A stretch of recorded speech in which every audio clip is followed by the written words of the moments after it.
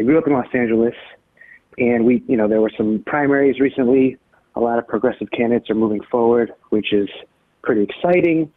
But my parents, particularly my dad, they've kind of fallen further and further down. You guys played Dennis Prager a lot. This is home base. Los Angeles is home base for the guy. And I wanted your perspective, Sam, because my dad is an actor, and he's not like a famous actor, but, he did a job recently, and he got paid $10,000 for the day's shoot.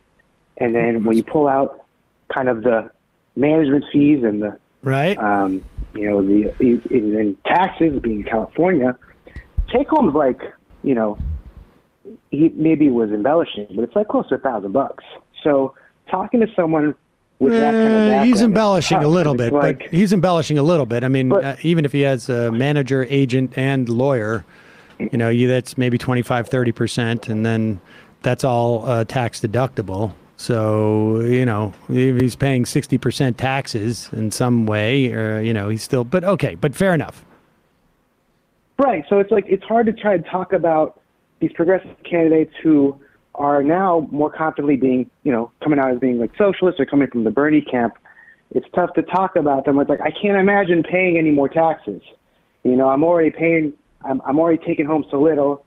On top of that, I think this all kind of began with, Obamacare. Like, I think our SAG benefits were kind of worse afterwards. The Blue Cross Blue Shield, it was like worse after. And then, on top of that, like, you guys have been doing a really good job providing context to kind of this, new crime wave, quote unquote, and kind of recontextualizing it, like I said. But it is getting like worse where we grew up. The day to day is like getting worse. Like, people are going over to their houses and like, knocking on car doors. So it's tough to try and be like, all right, I guess, yes, this is like a blue haven, but it hasn't been like the progressive Democrats that have been in charge. It hasn't been that way for a long time. There's maybe a chance now. So I don't know. I'm trying to convince these Democrats are different, or some of them at least.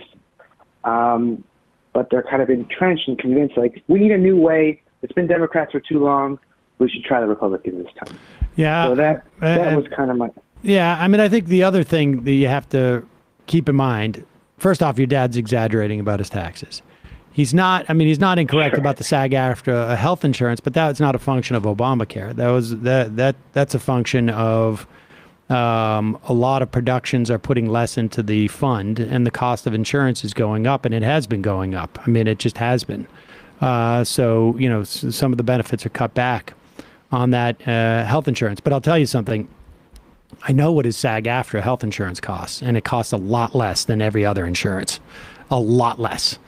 And but on top of which, we're coming out of a 2-year pandemic. Stuff is really still messed up in a lot of big ways. And I think the